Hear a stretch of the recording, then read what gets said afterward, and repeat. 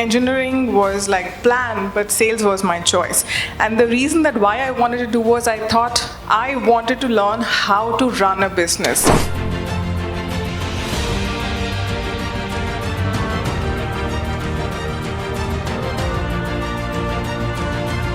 So it's totally up to you that how you shape your career.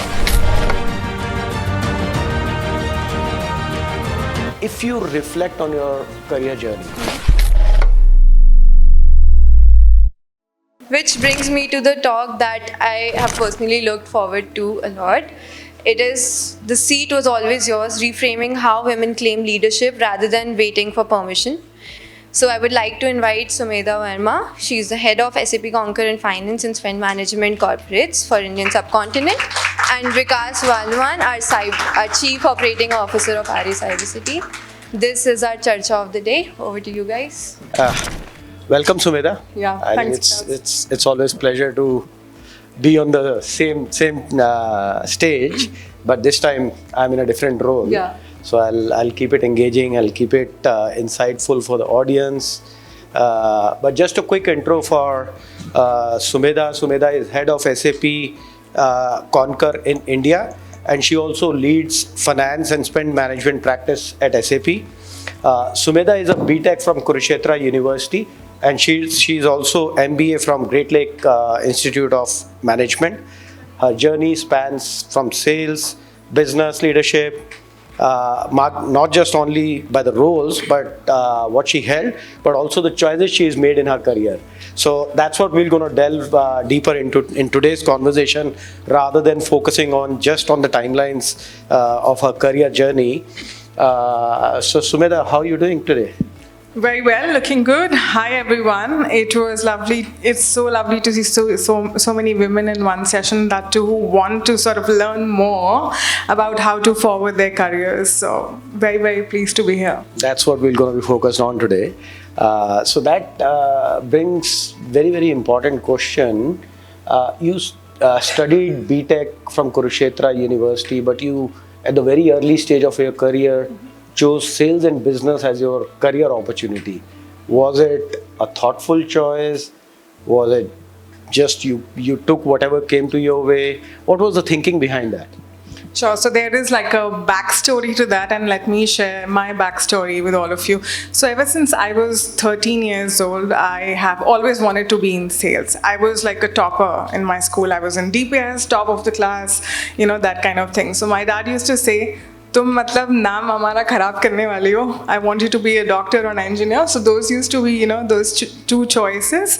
But the reason that why I wanted to learn about, business and why I wanted to move to sales was I had seen in my family, like my cousins, they were a lot older than me. And at the age of like 32, 33, they became APJ CEOs of very, very large MNCs. And when I used to look at their passports used to be like stapled, 4 to 5 passports stapled together.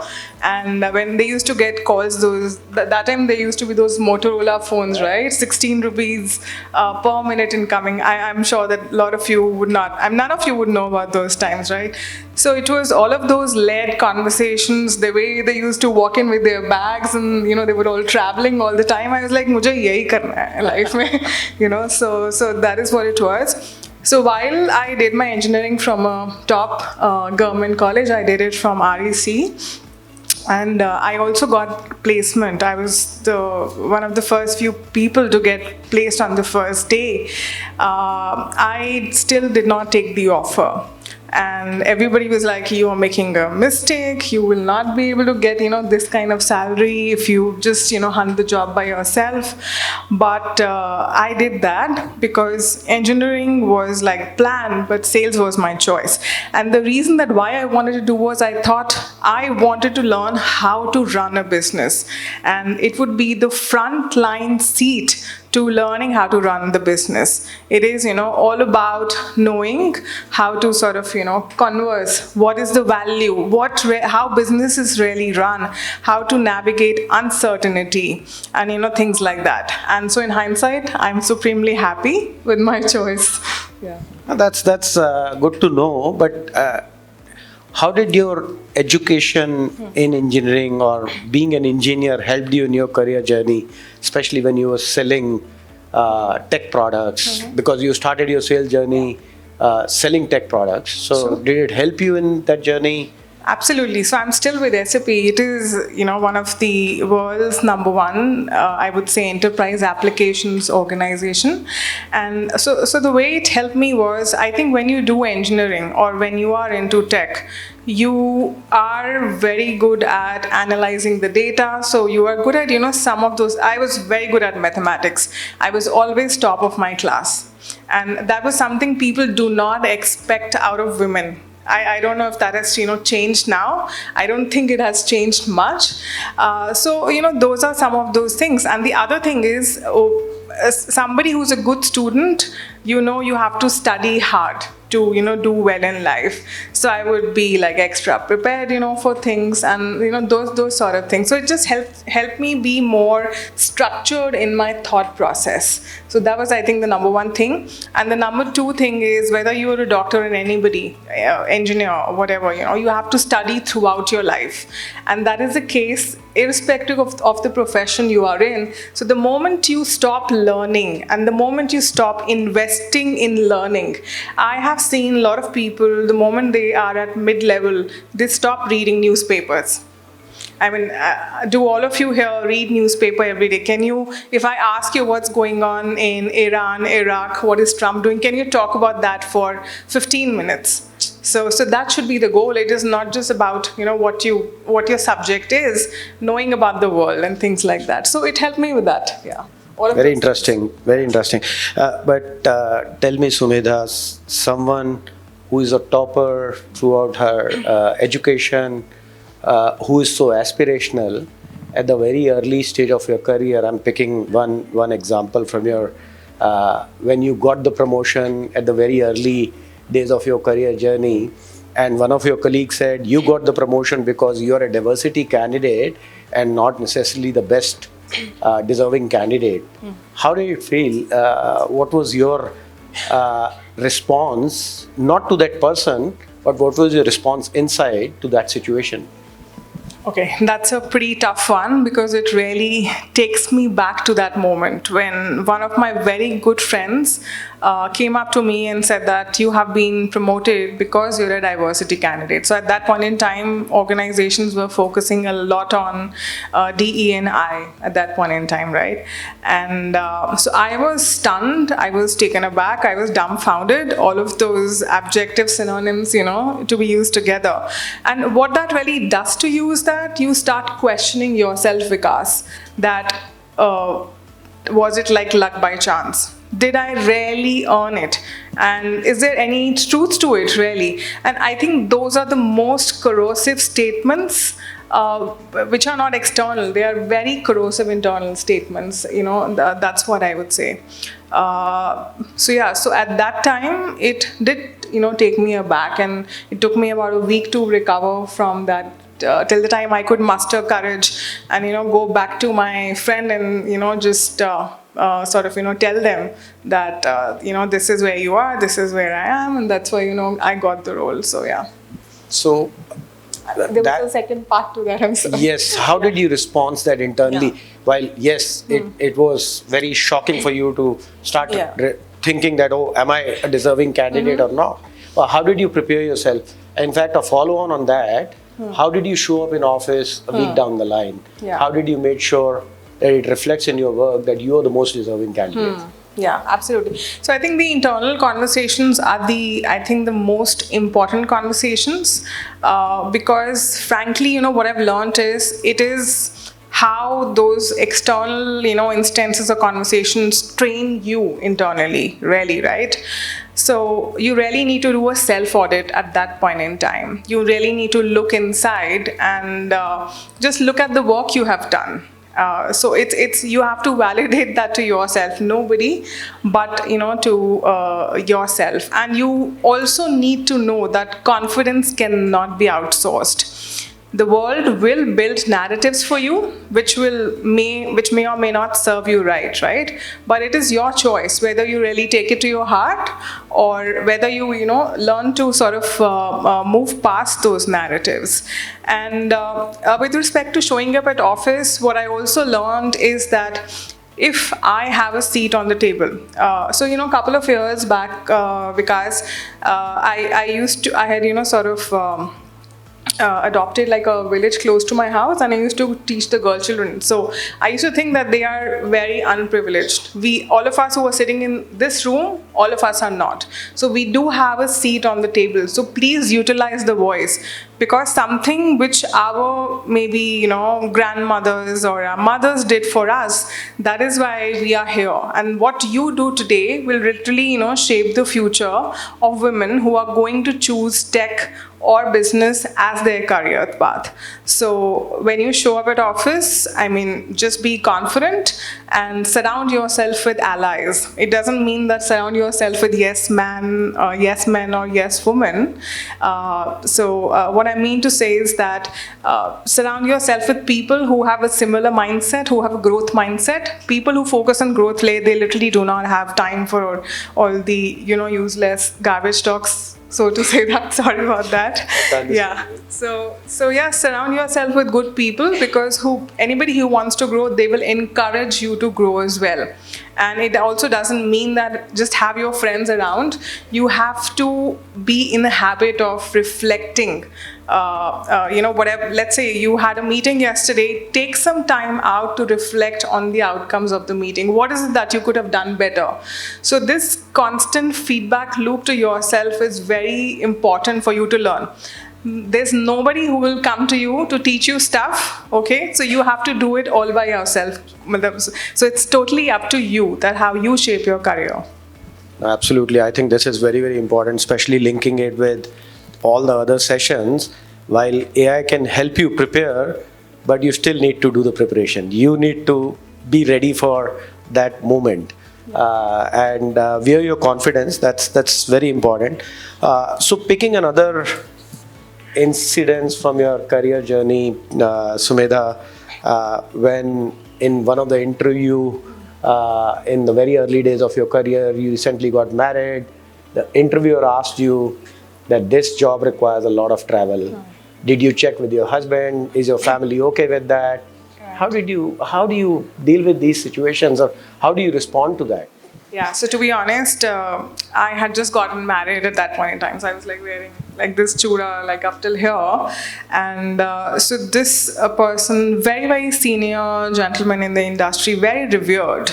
So frankly, when I was walking into that room, I was very much in awe of that person, that, okay, I'm going to meet this person for my final round. And the first, or maybe the second question which the person asked me was, can you travel? So my first response, internally, I got very agitated, to be very honest. But can you show your aggression? She told you how to not be passive aggressive in your emails, but can you really show your aggression when you're sitting across somebody? You cannot, right? You have to hold it in. So that's what I did. I think that question was really not about travel. It was about their background. It was about maybe the way they were brought up. And I wasn't brought up like that, because I had full independence.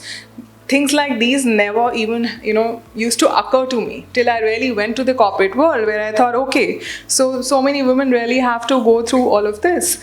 So my response to that was to be very direct, not be aggressive, and not shrink my response. Okay, so that was it. Yeah. So that's very interesting, and very often women hold back, whether it's because of these experiences, whether it's because of what's going on in their mind.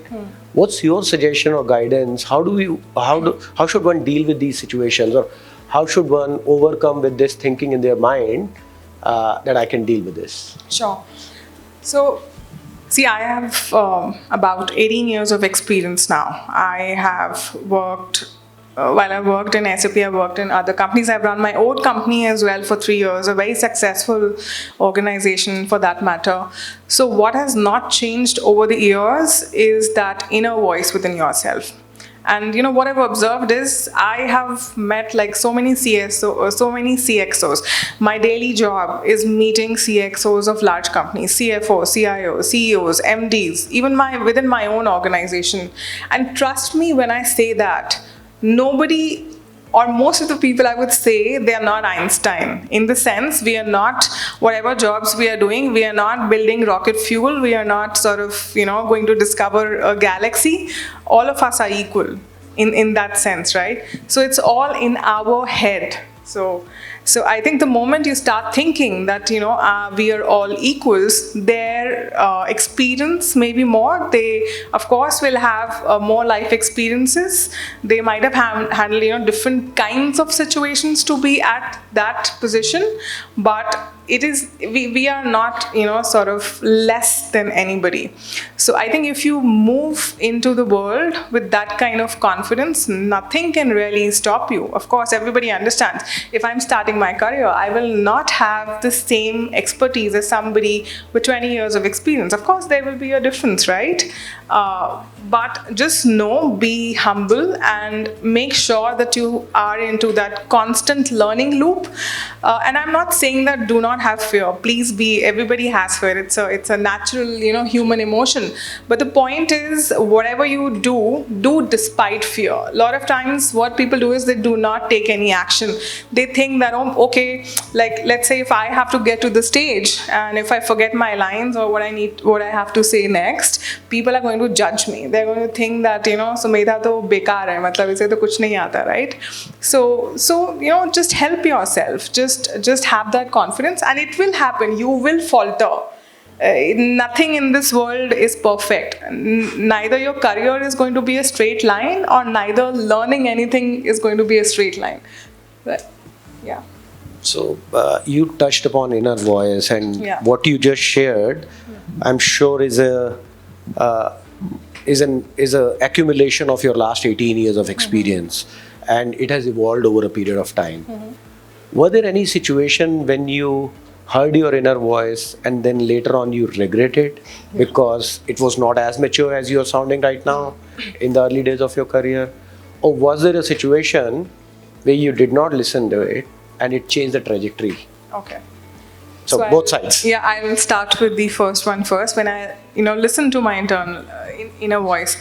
So there was a situation in my career where I will start with the job role. I was applying for a position in my organization, which was like 2 levels up.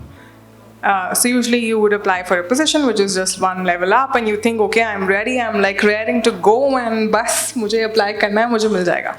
So I was applying for this position. I knew that I was I was like, the resume, the job description cut copy paste of what my organization wanted. But as you apply to any position, you consult your colleagues, you consult your seniors, right? That how should I fare in the interview? What should I say? How should I prepare? So most of the people told me that, Sumedha, go ahead and apply for it, but you just do it as practice. So in a way, they were telling me that you're not going to get the role, sirf practice ke liye apply kar do. So those kinds of things people were saying that, okay, nobody was saying that, Sumedha, go for it, you will get it. And so I think after having series of those conversations, my mind in a way, got trained to that negative loop. So even I had prepared extremely hard. And while I was in the final round, I could just, watch my own thoughts and the way I was conducting myself. I wasn't confident. I wasn't myself. And, mind you, out of all the people who had applied, they definitely had 15 years of more experience than me, and I reached the final round. So had I not listened to my, inner voice, if I were able to fight my inner voice at that point, and it's very recent, so that's why I'm saying this is never going to die. It's not that, after 10 years experience you will reach nirvana. No, you will still have that negative inner voice. So you just get little better at fighting. I wasn't in very recent, scenario. So it kind of worked the other way around. And now I have another example on the other, spectrum, where in my organization, I wanted to move to a parallel role, but I was handling a very huge known established portfolio to something which was a new technology. So everybody told me that why are you even applying for this position? तुम्हें job से निकाल दिया है, तुम्हें manager पसंद नहीं आ रहा, performance PIP पे डाल दिया and things like that. So they were like questioning to that, but I knew that people who had taken similar decisions, they had very quickly, they were able to pivot their careers to a people management role or a position. So of course I did that, and after 1 year of being in that role, I also became a people manager. And the same people who were telling me not to do that, chota company hai, ye nahi hai, wo nahi hai, they all came to me looking for my advice. So I think what you need to do at times is that just have that confidence, know that, just tell yourself all of these things that what if you fail? I mean, that's okay. There always are other chances. It's not like that, we are flying a plane and we either land it in the sea or let it, crash. So it's not a life or death, right? You will have many other opportunities. And if you do not have the confidence, borrow it from others. And what I really mean by that is say that if someone else has done something like this and if they were able to achieve, so why can't I, do that? So have that borrowed confidence, and irrespective of fear, just move forward. Just do not sit in that, mulling, thinking in your head 10,000 different possibilities. I'm an overthinker, so I think 10 step piche, 10 step aage. So just, yeah. I like that borrowed confidence thing, and I just want to correlate what you said. Just show up for the interview. I also did very similar thing. I was very confident I'm the most eligible candidate for this role. There is no chance they're gonna reject me. But halfway through the interview, and I was pretty sure that I'm answering the questions, but I'm literally bullshitting. And because I was not ready for that role. I was not ready for that role. And that was one thing which, while I showed up for that interview, it gave me a lot of learning. It informed me what are the gaps do I have to get to that position, right? So I think what you said, I can relate to it, and I will tell all of you, very often we don't show up because of the fear of failure. Not only in interviews, but in exams, but in many other areas. Just be ready for the failure. Show up, try it out. Failure will gonna give you learning, right? And that's most important. Coming back to you, Sumedha. That's a good example.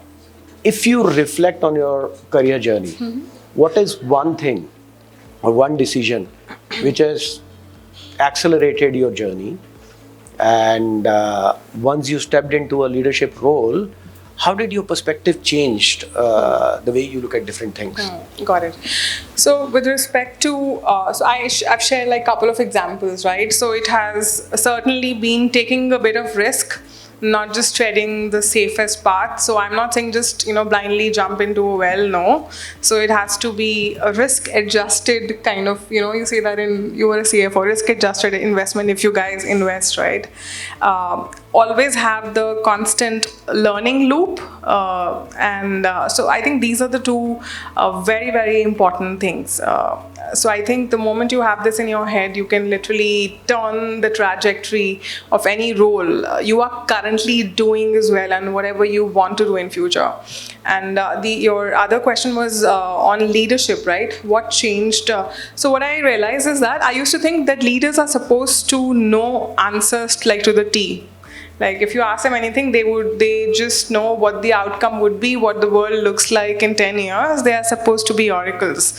No, none of the leader is an oracle. They still take decisions based on whatever information is available. So decisions have to be taken in or within uncertainty. And I think that has been my biggest learning.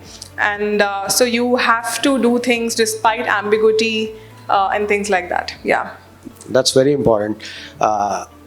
Moving from all the serious conversation to a rapid fire, just to get a sense of who Sumedha is a little bit more. One belief women need to drop immediately? I'm not ready because you never think you ever will be. So any which ways, do it, right? But that applies to all of us. Absolutely, woman, man, everybody. Exactly. One skill that will matter the most in the next 5 years. Yeah, Not take- AI. Not AI. Not yeah, taking decision within like with uncertainty in any situation, anywhere. Yeah. That's true. One thing you wish you had done earlier. Okay, so one thing, this will be slightly long, I know it's supposed to be rapid fire, is to hang out with people who have similar mindset. So anybody who's negative, who are like too like pessimistic in life, maybe they are slow, they give excuses, they victimize themselves. And if you want to be successful, you want to grow, you do not want to be with such people. So please choose your circles very wisely because it really changes the trajectory of your career. Yeah. Just wanted to add to one thing. That's my personal experience, and I share it with whosoever I meet. You are an average of 5 people in your circle, right? So choose those 5 people very selectively and learn from them, and obviously share your learning with them. But that makes a lot of difference. Advice for someone stuck at a mid-level. Stop waiting for people to notice you. Yeah. Rapid Very fire. interesting. Very interesting. That's We are that's interesting. Okay, if Sumedha is not what she is today, what she would have been? Any?